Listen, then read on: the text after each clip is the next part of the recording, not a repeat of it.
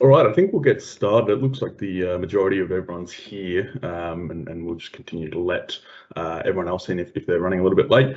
So thanks for joining us again. It's great to see some new faces and also some familiar faces as well. It's the fifth or sixth quarter in a row now, I think, that we've done one of these webinars, and so it's great to have everyone in joining us today. So today, as you can see from the title and you would have seen from the invite, we're going to be going over some new features in Office 365 for small business, some new products entirely, and they're very powerful products and very useful products. So I'm really excited to share with everyone what you can do with these and then sort of how you can elevate your small business using the Microsoft 365 suite. So just for everyone's reference, the presentation will be recorded, so everything's being videoed. For those that join late or aren't able to make it, we can obviously send them a recording afterwards if they want to watch it, or if there's anyone else in your business or anyone you know, customers, third parties that wants to watch this as well, just let me know and we can get the link to them as well.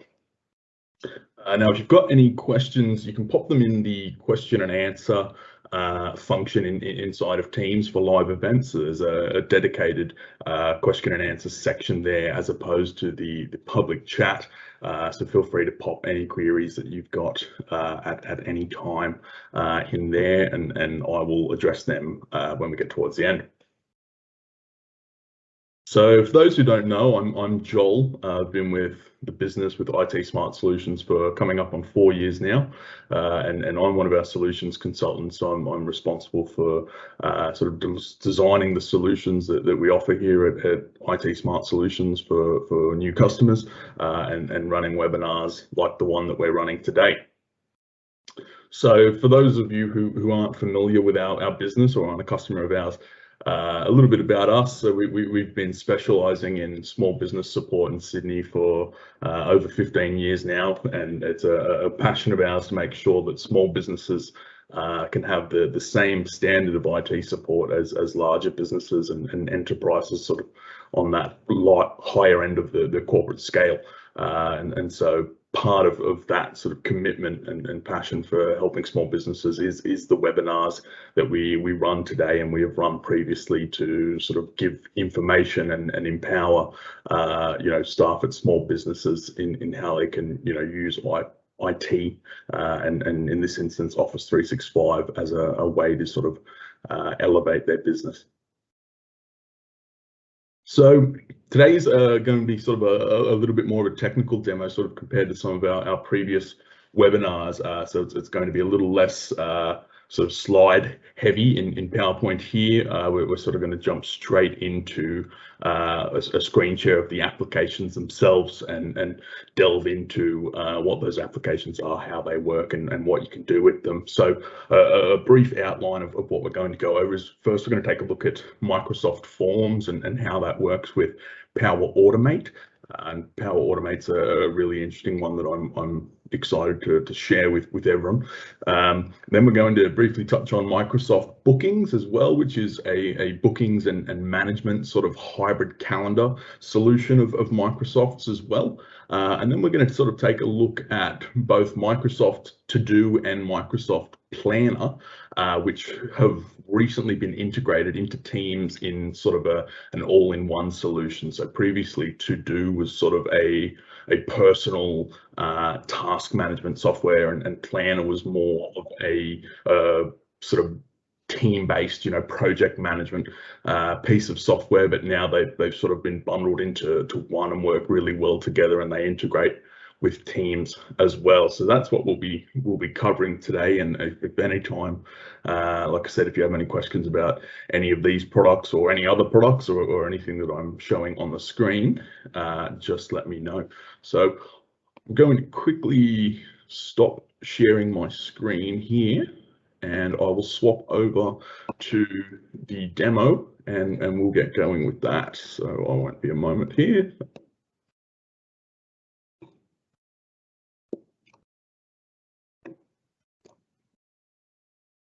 Great. Okay, so everyone should be able to see my web browser there. So this is Microsoft Forms that I'm in this tab here, and what Forms is it's a sort of a piece of software that allows you to create interactive web-based forms, and so there's all sorts of use cases that you can use Forms with. A perfect example is today. I've previously used Forms as a method for people to sign up for webinars like this and get their details ahead of time and registration. They can be used internally and externally, but the Power Automate piece that we're going to touch on afterwards is sort of, I guess, the really interesting component. Not that Forms isn't interesting, but I'm excited to sort of share how Power Automate works with Forms, on top to kind of become a more well-rounded solution. So look, I'll give everyone sort of a very basic overview of how to create a form here and what it looks like without going too in depth. It's fairly sort of self-explanatory and straightforward for the most part. So really we can name our form here, and so if this was for a particular purpose, you'd give it a suitable name and a suitable description. And then we have this theme button here as well, and so you can see by default it's sort of using this teal sort of green color. You can actually then sort of customize that to have, rather than a blank background, an image in the background or a banner, and change the colors as well. So you can sort of brand it so that it's in line with the rest of your marketing materials or your website, and sort of in the same style. So we'll go as if we're adding a question here, and so you can see we've got sort of a couple of formats in terms of the types of questions that we can ask. So I'll just drop a choice here, for example. So choice really is, as the name says, you're only giving someone a predefined list of options to respond to. So rather than it being just a blank text box where someone can type in whatever they want, this is they can only pick from what you've listed here in the choices. And so this is good if you have, I guess, some bounds or limits on the type of answer you want someone to give you, when you sort of don't want to give them I guess a free-for-all, or the ability to sort of answer outside of the scope of what you want. So you give what are the acceptable answers to you as your options, your choices here, and then you go from there. And so obviously you can add additional options. You can enable multiple answers, and then it goes from a radio button to a checkbox, which means people can select more than one. So it doesn't necessarily have to be just one choice. And then the required section here is whether the question is going to be optional or not on the form. So we'll take a look at sort of some of the other choices here. Text is like I mentioned, it's just a blank field. So a good example for a text field will be an address or something that sort of can't be defined in these options here. Again, we've got the required button, but long answer is sort of, it goes from your sort of standard text box that's sort of quite limited. I think there's a fairly small limit in terms of character limit or the length of the answer. Long answer then sort of expands the box out to a wider sort of paragraph option, where rather than someone sort of giving a one-line answer, you're allowing them to maybe sort of write a fairly detailed sort of 5 or 6 paragraph type answer if it's in depth. So again, we've got the rating option here. Stars, that's pretty self-explanatory. Likewise, dates as well. And this is a sort of some other options here as well. So rankings, all these sort of additional pieces. And so what you'll end up with, let's say we came to the preview here, is this web form here based on how you've created it. And so I guess the first thing, I mean, obviously this being online and easy to design and easy to edit, it really cuts down on that admin and that overhead in terms of you know, if you're currently using, you know, Microsoft Word and you know, making a form in a Word document, or then you're converting it to PDF, and then every time you want to edit it, you know, you've got different you know, versions. Likewise, you can see if I swap to the mobile tab here, because it's web-based and it's interactive, it adjusts how the form looks in the web browser to be suitable for a mobile device. And you don't get that with a static, you know, Word document or PDF. Those are generally sort of designed by a desktop PC and for a desktop PC. And so when you sort of shrink the screen size down to the size of mobile, it becomes hard to navigate. You know, scrolling and things is difficult. And so you don't get that with forms. And so the ability to sort of have everything online done in the browser, it's really easy. It looks great. Like I said, you can change the colors and things to really sort of customize it and brand it. And I think so this is a fantastic solution.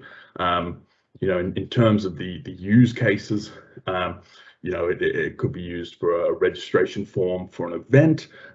You know, you could have leave forms, you know, someone applying for annual leave. So you can start to sort of see how you can bring this into, you know, your internal processes as well. You know, another great one would be like some sort of an onboarding questionnaire or form. So a new customer, sort of a preset list of questions that you know, you need to know to be able to engage with them and start working with them and provide your service.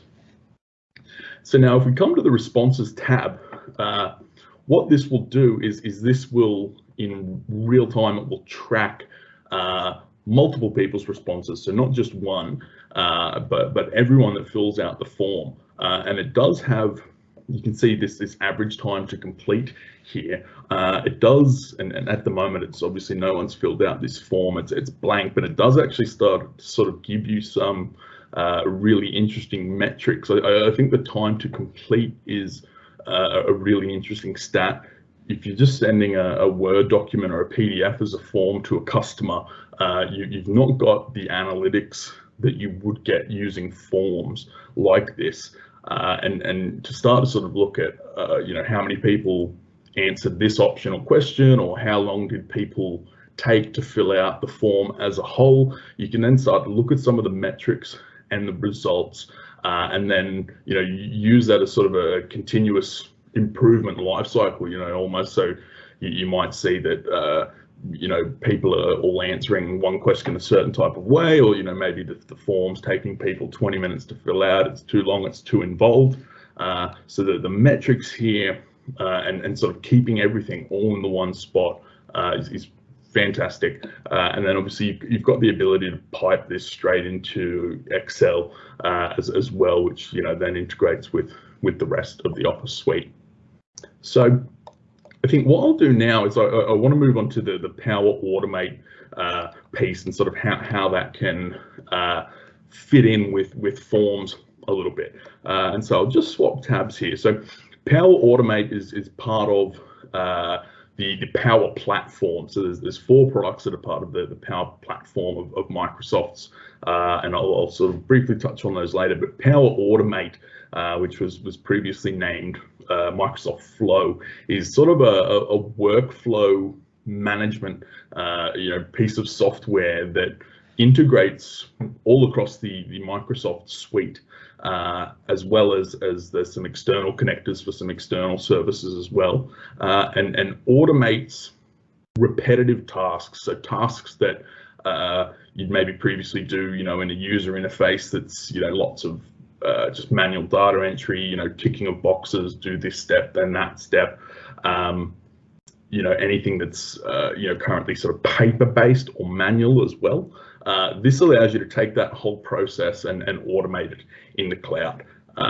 And so Microsoft is sort of referring to this and their entire Power Platform as low code is the term that's being used. And so what low code refers to is previously making applications and workflows and things like this was sort of something that was considered to be isolated to a programmer or a software developer. So it would be something that you need some sort of coding knowledge for. And so what Power Automate has done with these flows and the rest of the Power Platform is it's enabled people that don't have a background in IT or in software development or coding to make these apps regardless through the use of the platform. And so that really opens up, massive possibilities in terms of your business, things that previously would have needed to be outsourced to some sort of app development, software development, and is something that's really complex now, requires very little, a very low amount of code. So it's low code. It's something that really anyone could log into and get started on with themselves. So I'm going to create a custom flow here for our form, but it's worth noting as well that there is a template section.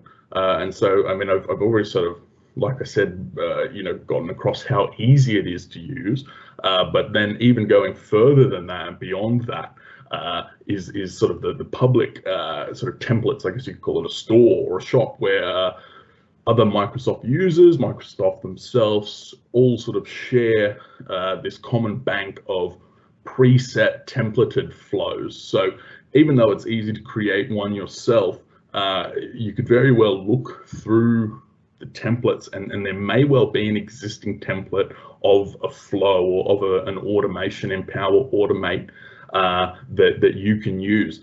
So, by all means, jump in and look at creating your own flow in Power Automate. But even if low code is sort of still a little bit intimidating, I guess, or complex, you may very well just be able to use a template. And in that instance, it's literally all done for you, whatever. So it sort of goes from low code to no code.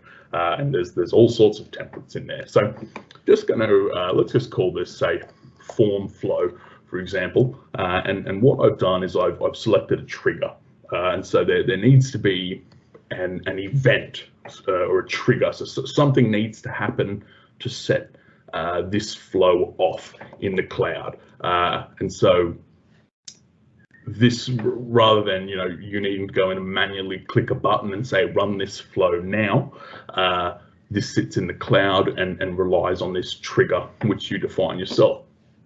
And so what we're doing here is we're setting up a flow more or less that is when a new response is submitted in a form, which works out perfectly with the form that we just made before. So let's select from the list of forms here the test form, which, if you'll recall, is this the name of this form that we've just made in the other tab here.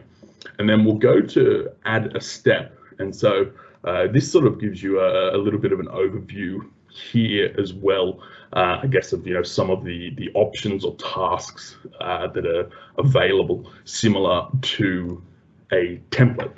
But let's just, in this instance, do send an email. And so what we can do, I'll just expand these advanced options here, is we make this flow that more or less says, once a response is submitted with that form, we automatically send an email. And so this is fantastic. If the form is, say, an inquiry form for a new customer or a new sale. So you have, fill out this form with your name, your information, your details. Normally, without flow, what would happen is that then, that comes to yourself or a sales at mailbox, or whichever email address it is in your business that you use for this type of process, and then you read it yourself and you manually type up an email and respond. With Power Automate, what we can do is anytime someone fills out that form, it automatically sends them an email saying whatever you like. So it can be hello, it can be thanks for submitting, thanks for inquiring, we'll get back to you soon. But with these advanced options here, you can see we've got the abilities to do attachments as well. So it's not just sort of the text in the body of an email. And so a use case where I think that's really useful is if you've sort of got like a flyer or sort of a brochure, or I guess like a one-pager of your services and their costs, you can then define the attachment here in this flow. And anytime someone fills out that form, it automatically sends them a welcome email with your flyer attached. And so for that particular use case, it's really automating almost the entire sales process for you there, which I think is really handy. So what we would do, and I'll just come back to the form actually and make, say, for example, an email address required form.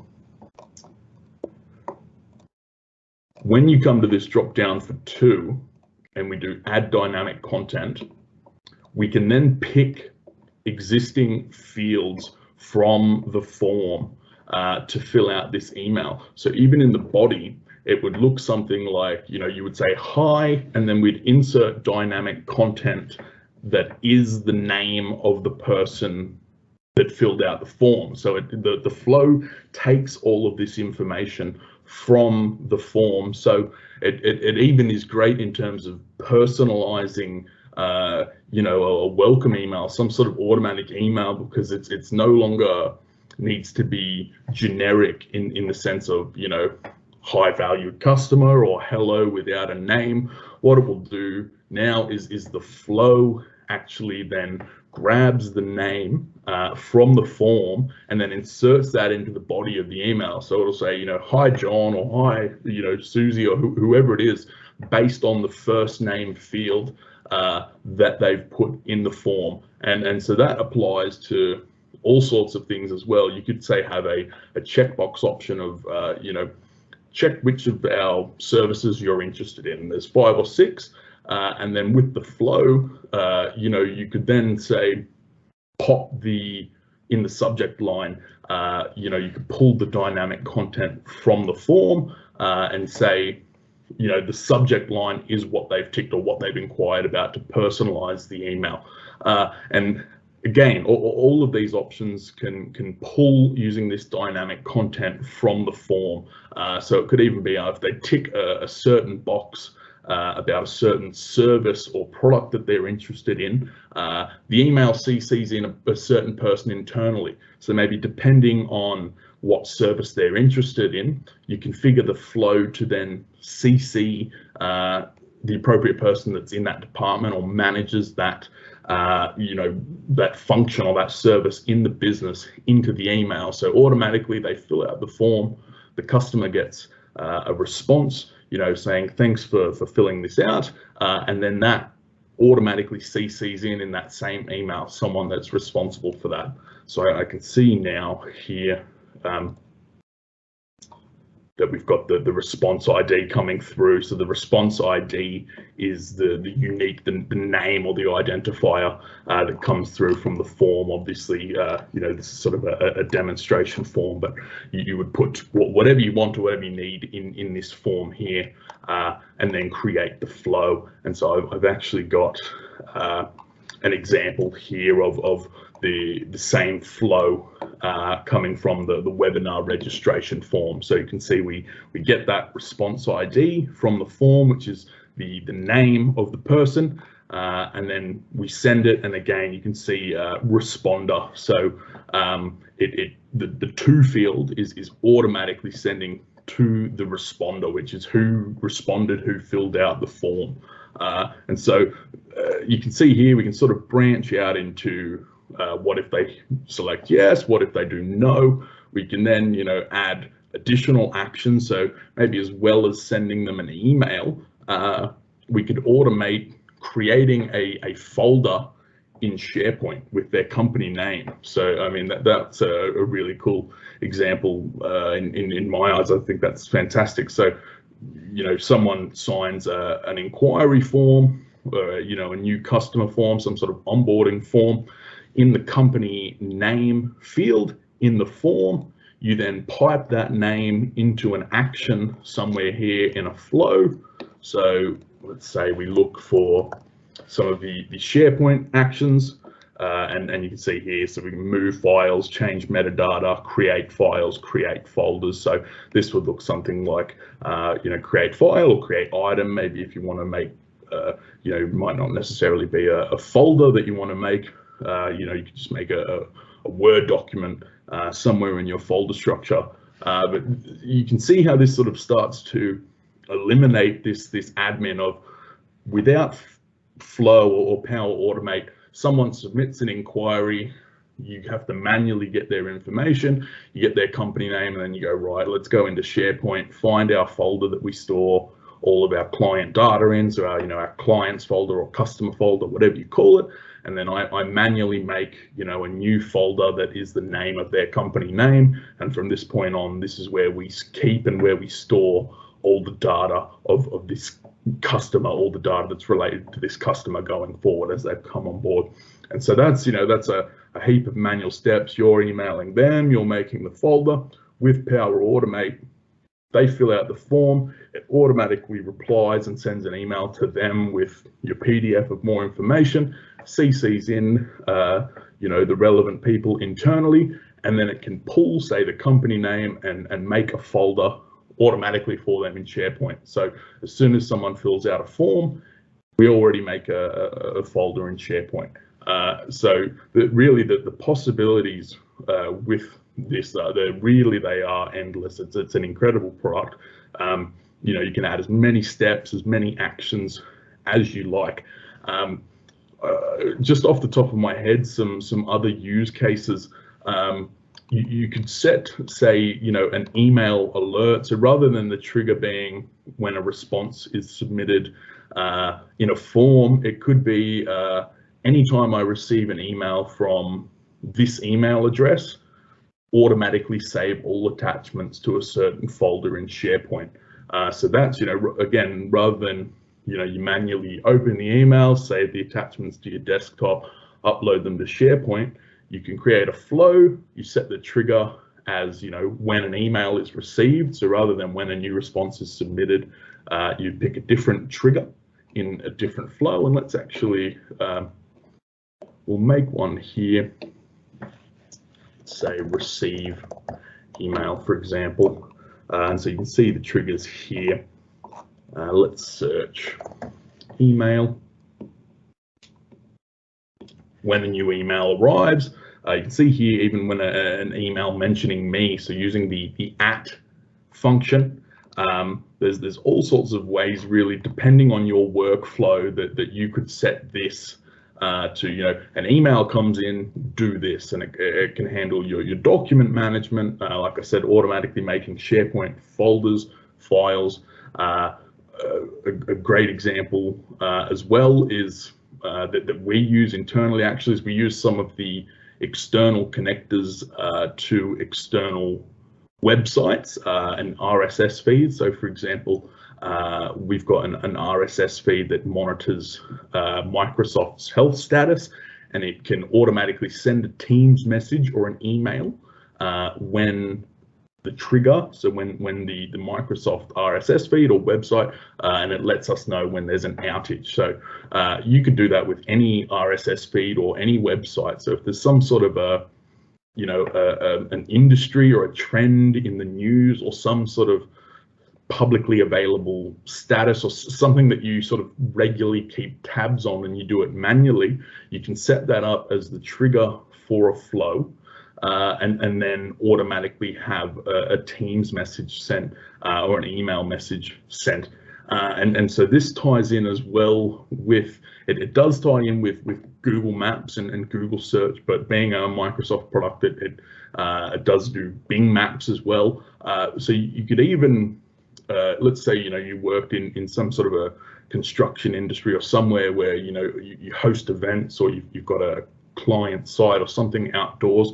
You could even have a flow that tracks through Bing Maps and set it to send me an email anytime the traffic from point A to point B is heavy, or send me an email or send a Teams message anytime the weather in X place is rainy, or this or that. So all of these sorts of things that you would manually check can now be brought into Flow. And I think I'll sort of leave on I guess this use case before I move on to the next piece. So I mentioned the Power platform across the board. So there's also Power Apps, which is similar to Power Automate in that it's a sort of low-code way of creating applications. There's Power Virtual Agent, which uses AI and allows you to make chatbots in Teams as well, so customers can automatically message you, and you know, an AI bot responds and deals with queries and pipes everything into Office 365. But the one that I want to talk about is Power BI, and so BI is business intelligence, and so it's very sort of similar to Excel in terms of tracking data and stats and analytics, but it's more advanced and it is more feature rich, and so you can set flows for when a certain condition is met in Power BI. And so I think I'd love to hear from anyone that's got you know, dashboards or loads of data in Excel that is curious about moving that to Power BI. What we can do is we can set a trigger for a certain condition in Power BI being met. And so an example that comes to mind would be, let's say you've got a column in your spreadsheet or your Power BI, and it's you know, it's revenue, for example. It can be you know, send an email to me when revenue hits, say, 100,000, for example.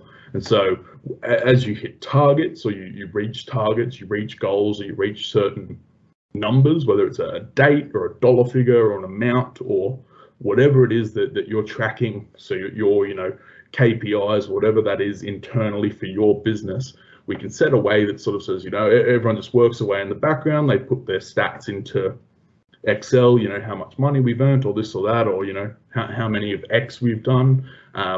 And once that number is reached, it sends me an email. So you can sort of start to see the possibilities that open up in terms of, you know, tracking performance and really bringing visibility to business performance, and, you know, alerting people of, it doesn't even necessarily have to be when we've hit the number, it could be if we haven't hit it. And so you can start to see how, you know, rather than spending your days, you know, looking at spreadsheets and charts and graphs, you know, this can all sort of be baked into this process and this flow, and it automatically lets you know. And then, so like I said, yeah, the Power Automate really excels in, you know, cutting down time on these manual tasks, and so I think I'll leave it on this. Like I said, the possibilities really are endless, and although it is a low code, easy solution to use, I would love to hear from anyone, and we're also more than happy to help people set up flows of their own if they're having trouble or unable to do it on themselves. And so anyone that can think of sort of any manual process or something that they're doing by hand, or you know, things that are paper based or using forms, let me know. I'd love to hear, and I'd love to help see if we can find a way to get this into Power Automate and the rest of the Power Platform, and save you some time. Right, so the next one we'll jump onto was bookings, as I mentioned, and so this is bookings in this tab here. And so what bookings is, it's an external way of sort of sharing your calendar to people, and letting them book meetings with you. And it's something we've sort of started using recently internally, and it's just a fantastic way of you know, cutting down again on that admin of, you know, emailing back and forth. Are you free on this day? Are you free on that time? What you can do is you can have a public bookings calendar available, share that with whoever it is that's trying to book a meeting with you, and they can actually look at your calendar, see when you are and aren't free, and automatically book a slot that suits for them. So in terms of admin and time booking meetings, this is a massive, massive time saver. So what I'll do, look, I want to sort of touch on some of the more advanced features, because it is a little bit more than just a way for people to book meetings with you. So let's come here to say business information. And so this is very similar to forms in that it's customizable with logos, colors, names and things. So when someone does come to your booking page, which this is what it looks like here in this tab, we can, again, change colors, logos, things like that to bring it in line with the branding. But what is probably most interesting on this page, short of the logo and the details above and sort of customizing the colors, is the business hours side of things. So you can predefine days off that people cannot book in your calendar, and you can set your business hours as well. And I mean, this is really handy for me as someone that in our business, I do an 8 a.m. till 4 p.m. shift. And I'm sure anyone that does some sort of shift outside of the regular sort of 9 to 5, you might often run into, I guess, the instance of people assume that, as the majority of people do, a 9 to 5, for example, and so they might say, oh, can we do a meeting at 4:30? Can we do a meeting at 5 o'clock? And that's sort of outside of your shift. You may or may not want to take things outside of that time, so you can define that here. And so again, with custom fields as well, very similar to forms in that we can set some questions that people need to fill out before they book a meeting. And so for new sort of inbound customer inquiries from a sales process point of view, this is really, really cool. All that kind of info that you do during the initial discovery, you can actually get ahead of time through the custom fields and forms in bookings, so that you are going into the meeting, with that information handy already. So it's a time saver, but it also gives you the confidence, going into a meeting, you're not going in blind. But sort of the main panel, I guess, that is quite interesting is this services tab. So with the booking of the meetings, obviously there's all kinds of meetings that we all have, that are different from each other. And so when someone comes to your booking page, depending on what option they want to book with you, or what you want to do with them, it might not always necessarily be a half an hour meeting. It might sometimes be an hour, it could be even longer, it could be even 15 minutes, 10 minutes, or 5 minutes. And so with the services, it actually allows us to create different styles of meetings, or a service that someone can book that has different characteristics. So it's a different duration, or a different amount of time, and you can see here the price as well. So an example might be you have a quarterly catch up with a client, and that's an hour, and obviously they're already a client, there's no price set. But for someone that's a new customer, maybe you've got an initial consult fee, or some sort of onboarding fee, and so you can actually set a price here. And so what I'll do is I've made this here an hour, and then we've got 30 minutes for the other service. And so if I just refresh here, so now you see on my booking page, someone can select, so, right, do I want this 30-minute meeting, or do I want the 1 hour meeting? And again, so obviously you wouldn't call this test service. It might be, quarterly catch up, annual catch up, initial discovery or initial inquiry, whatever it is that you offer in terms of meetings. And again, it can be internal as well. It doesn't even necessarily have to be external. Whatever name or function that particular appointment serves, you name it that. You set the time, and questions, again, custom questions that come with that. And so it's really granular in terms of, say, let's edit the service again, say this buffer time function here as well. So let's say one of the particular services, the 1 hour initial consult, let's say it's a longer meeting, it's 90 minutes, it's really grueling, and draining and taxing, and you don't want to have a meeting back to back with that, because it's just too much. You need 15 minutes to gather yourself. You can put 15 minutes in here for the after buffer, or say it's a meeting that you need to get some notes or some stats beforehand. You set your 5 minutes here, you save it, and then when someone comes to your page and books the times, it will automatically factor in that buffer time that you've set. So It's a great way to make sure you've got enough prep time, you've got enough downtime. You can pick particular days, shut them off completely, like I said, or change the hours. So maybe on a Friday, instead of 9 to 5, you do 9 to 3 because you want 2 hours in your Friday afternoon before the weekend to bring things down. Really customizable, and again, similar to forms, in that it's web-based and it's interactive. One of the coolest features, I think, is that this will actually automatically pick up, based on the location of the person visiting the form, their time zone, and do the conversion between your time zone and their time zone. And prior to using bookings, I can't even begin to think of how many times, speaking to someone in Perth or New Zealand or the Philippines, wherever it is, and you're always doing that mental math of how many hours before or ahead are they, or is it daylight saving time? I know Perth, it's 2 hours and sometimes 3 hours, that kind of thing.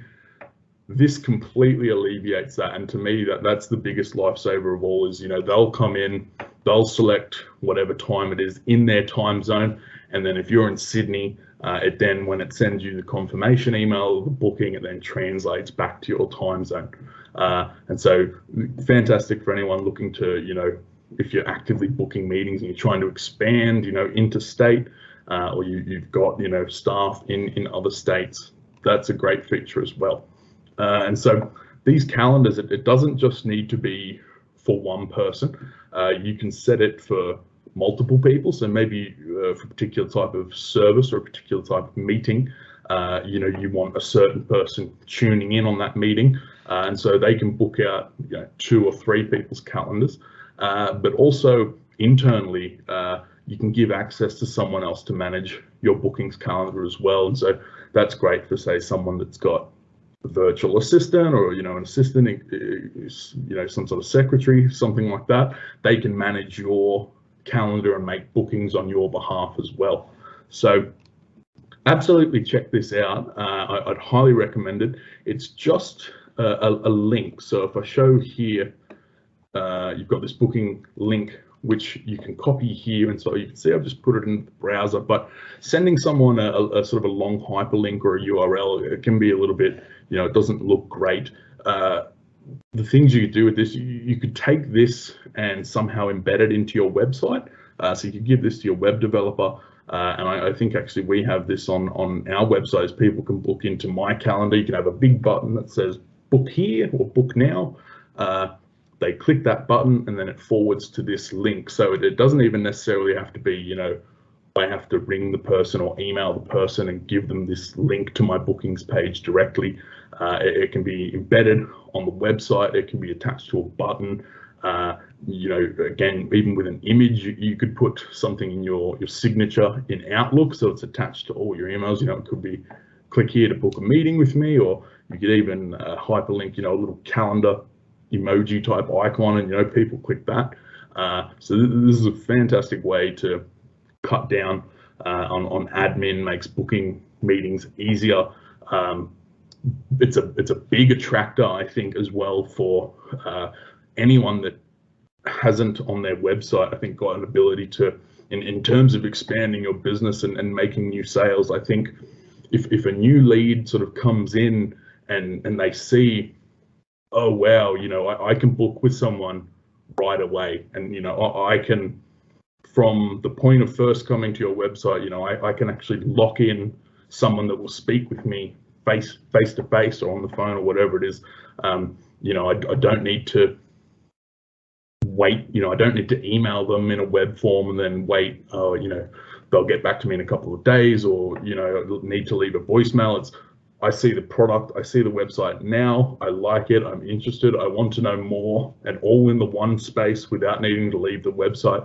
They can book, and that they can guarantee that they can lock in a time to speak with someone. I think that's really attractive to people, and it might be a feature that is something that gets you over the line in comparison to other people.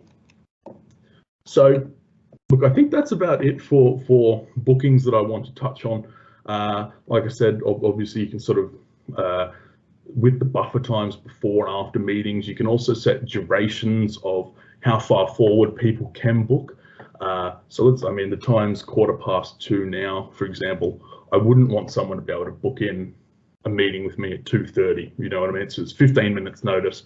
It's not enough time. You'd be scrambling. So you might say, the earliest someone can book is within 24 hours. So they can't book till 2:15 in the afternoon tomorrow at the earliest. And again, you might limit to, you don't necessarily want 365 plus days where someone can now in September of 2021, book an appointment in August 2022, nearly 12 months away. So you might say, only for a month or a quarter. You can really customize that, but that's a great tool as well. Okay, so we're going to take a look now at To-Do and Planner and sort of how it integrates with Teams. So this is Planner here, and so it's sort of that kind of agile, very similar to Trello in the way you have boards and that sort of Kanban type sort of style of project management. And so you can see, you make these new plans here, and you have your buckets or phases of a project, and you have these tasks, and whatever task it may be, you set a due date and assign it to someone. Previously, these were sort of two separate products, but what you'll see now in To-Do is the tasks that are assigned to me show up here. So at sort of a project management level, you can set tasks for your entire team, and then your entire team working and operating out of To-Do have their tasks all listed for them across multiple buckets, across multiple plans, multiple projects. So it really sort of scales from both the individual level and the team or the group level. And so again, in tying in with this, integrating with the rest of the Office 365 system, you can come to say plan settings here and set notifications, and it can send emails or Teams messages based on tasks being overdue, someone assigning you a task, tasks being completed. And so if you sort of start to look at the whole picture of To-Do, Teams, Planner, bookings, you can really start to use the Microsoft suite as a way to manage staff and manage entire teams and their timelines and their progress on things without needing external solutions or without taking a lot of time. And I mean, particularly now that we're working out of Teams more and more, you can see here I've made a test channel and pinned the plan up here. And then I've also pinned Planner as a whole on the side here. I guess the thing to keep in mind, in my opinion, with this is this is all built into the Microsoft 365 suite already. And it's sort of a point that I commonly touch on is I think a lot of people, they have Office 365 for their sort of standard productivity suite, Word, Excel, Outlook, PowerPoint, but then for video meetings, they'll pay for Zoom, or then they might have Dropbox on top for cloud storage, when you can use, instead of Zoom, you can use Teams, or instead of Slack, you can use Teams. Instead of Dropbox, you can use OneDrive. With Planner and To-Do and integrating into Teams, again, you could possibly do away with Trello or some of these other solutions. And that's a fantastic way to streamline costs. So if you have the Microsoft Office 365 business standard license, or the business apps license, so a proper business license, this is something you're already paying for. And so I really frequently come across businesses that are, able to, by moving to a sort of a Microsoft 365 exclusive type situation, are able to half, so sometimes as much as 50% reduce their overall software costs, because they're paying for Zoom and then Slack and then all these, and Trello on top. And then so I guess today, really wanting to highlight in the webinar that there are besides just your Word, your Excel, your PowerPoint, the really common ones, that there are some, project management and task management, calendar management, app development and automation with the Power Apps platform. A lot of this is included in something you're already paying for. And so if you can utilize that and take advantage of that, massive cost reductions, but also given that it all integrates so nicely because it's Microsoft with Microsoft and that compatibility, you not only are cutting down on costs, but the productivity and efficiency boost and increase and just the ease of use, I think, is massive as well. And so I guess we're finding, particularly still with COVID, that Teams is kind of, I guess, the central hub that people work out of. So obviously you've got your calling that you can do through Teams, your audio calling, your video meetings, you've got your chat in the posts as well, so you can chat with people, and then your document management in the Files tab here, which ties in with the back end of SharePoint or OneDrive.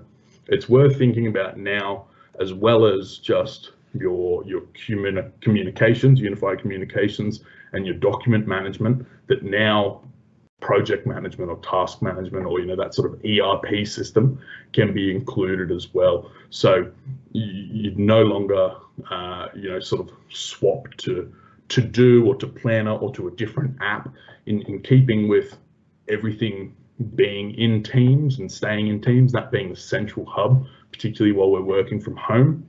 You can start assigning tasks to people, making boards with different names, different projects. Again, you can schedule them and have the schedule view here. And again, that ties in with the Outlook calendar, that ties in with the bookings calendar as well. So that's that cross integration that I'm sort of talking about. So, you can see if someone's already booked out or got meetings on a certain day that clash with when projects or tasks in Planner and To Do are due, or if they've got a meeting with someone, a new customer that's come in through bookings at the same time as an internal meeting. So you're really starting to get this, all-in-one sort of inclusive solution for one low price in the Microsoft ecosystem. And it sort of, is much more well-rounded than it was, some time ago. And I think, being aware of these features, more than happy to obviously there's lots of additional features of the products I've covered today that we've not had time to cover, but also additional products beyond that we've not touched on at all. We're always more than happy to give demos, training, help people out with any queries they have about any particular products. Please let me know, please reach out. I'd love to help anyone set up a bookings link on their website, or like I said, set up some sort of automation flow, for sending emails to people that fill out forms, or automating things internally around, you can do leave approvals, like I said, change of shift, all those sorts of things. So I think I'll swap back to our PowerPoint there and just briefly go over some of the Q&A that I've seen come through. If you just won't be a moment here.